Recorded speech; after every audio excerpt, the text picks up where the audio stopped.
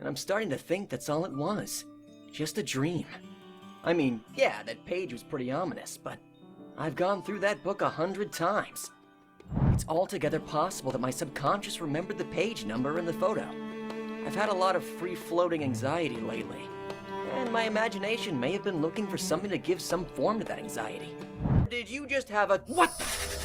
Okay, no fair trying to sneak up on a guy.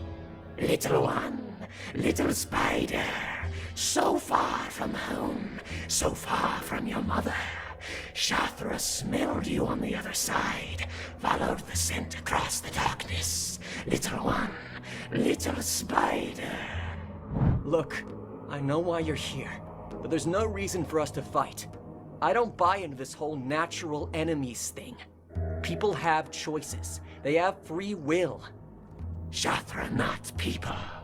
Okay, well, yeah, there is that. Shartra not fight. There, you see? It's... To fight needs two of equal power. With you, Shartra play until she is bored. Then Shartra gives you to her children. Okay, sorry, not interested. I've got places to go, things to do, credit cards to overcharge. No, stay. Whoa! Okay, now you're starting to annoy me. Look, I think I see the problem here. You're one big ball of instincts, and you have to follow them. I get that, but that doesn't mean we have to... Talks too much. Ah! Damn, she's fast.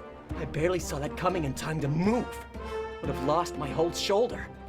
Okay, I tried, but if that's the way you want it, you've got it. All my life, I've had a thing about hitting women. I won't do it, even with a baddie, unless I'm totally up against the wall. Then, as she moves again, and possibly fast, I remind myself that she's not human, and that unless I end this fast and hard, against the wall is exactly where I'll end up. You know what your problem is? I wear a spider on my costume because it's a nod to where the power came from. It's a role, but there's a difference between wearing the colors and playing the part. And letting yourself get buried in the part. I decide to make tracks while I can. I don't know if she can really track me the way she says, but it's worth testing the hypothesis just in case. Play. I head uptown, into the noise and the traffic, buying time. I've been at this long enough to know that going toe-to-toe against someone you've just met is stupid, unless there are lives at stake. Then it's still stupid, but necessary. I need to get a sense of what her abilities are. How fast she can... Oh, that fast. Nuts. Look, it's a bird. It's a plane. It's... Move it, you freaks. The light ain't getting any greener. Oh, man. That one hurt. This is such a... Come on. Could someone just cut me a little slack here? Yeah, fine. Up yours too, buddy. On the other hand, maybe it's a good thing. Because now, I'm pissed. Okay, you want this? Let's do it. But we'll do it my way. Welcome to the subway system. Welcome to New York. Welcome to my town. Hey, you gotta pay! Sorry, all my change is in my other pair of pants. Coming through. Made it. Now, if only she... Perfect. Little spider thought it could hide, but Shartra sees it. Shartra knows it, knows all about it, because she can smell it. She can... Hey, Shartra?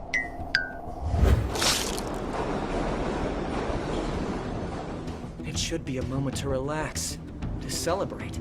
Except, before the car hit, she was smiling. And I heard her say, just loud enough for me to hear it, she can smell Parker. Imagine a villain who doesn't just want to kill, torment, and devour him. Meet Shartra, the spider wasp. She's an extra-dimensional predator, seeing spider totems like Peter Parker as nothing more than prey. She's not just a brute force enemy, she's a master manipulator. Once she turned the whole world against Peter Parker before going in for the kill. Her venom can corrupt spider people, twisting them into monstrous wasp-like creatures under her control. And in the end of the Spider-Verse, she nearly destroyed the entire web of life and destiny, threatening every spider person across the multiverse. With her strength, intelligence, and hunger for spider totems, she might just be one of the most terrifying threats in Spider-Man's rogues gallery. Plane who hunts Spider-Man as prey. From Earth-001, before it became the corrupted Loom World. She was the daughter of Ashtar and Gaia, and web of life and destiny, Shathra's rage would come full circle, and she would transform into a dark, wasp-like goddess bent on revenge against all spiders, wanting her great nest to eventually replace the great web her sister had made. Now, Shatra would first come across Spider-Man of Earth-616 when he strayed away from the path during a visit to the astral plane to locate the interdimensional kidnapper known as Shade. Shatra would quickly realize that Peter Parker was a spider totem, and she was determined that he would make a perfect meal for her hungry young hatchlings. She would actually follow Spider-Man's scent back to his reality, and would immediately do battle with her would-be victim, easily demonstrating her superior strength and speed. And although Spider-Man would barely get away, he knew that Shatra would be able to locate him eventually.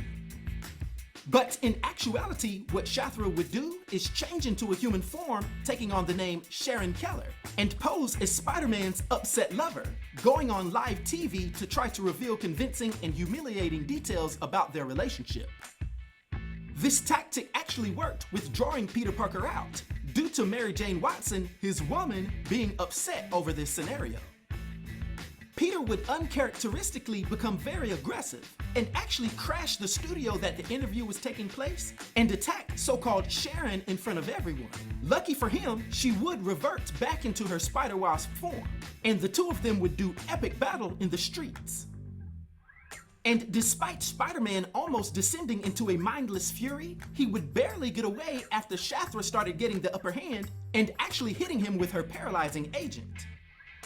Yet after Spidey's narrow escape, he would be helped by Ezekiel Sims to set up a trap for Shatra, with her eventually being consumed by the Spider God in a sacred temple in Ghana.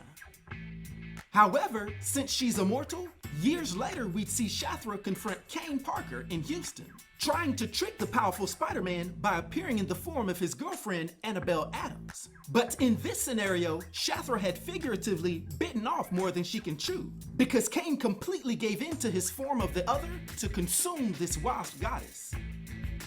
But yet again, during the end of Spider-Verse storyline, we'd see Spiderling repairing the great web on Loom World, when she inadvertently touched the primal strand of the web, which released Shatra.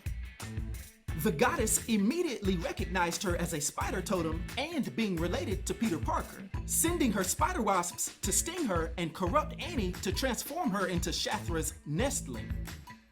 Shatra would go about trying to build herself a personal army of converted spider totems, personally turning Spider-Man Noir while sending swarms to turn other spiders such as Gwen and Mayday. While carrying out this campaign, Shatra even had Nestling open a portal to send a swarm to Earth-616, and she sent Noir, who actually took out Spider-Woman. But after Shatra brought back many of the 616 spiders, including Miles Morales and Silk, she would learn that she earned a very powerful and jealous new foe. The inheritor named Morlin would be seen ripping through her underlings in the Great Nest and preparing to do epic battle with her. Well, I guess she learned you don't mess with a man's food. Now, for her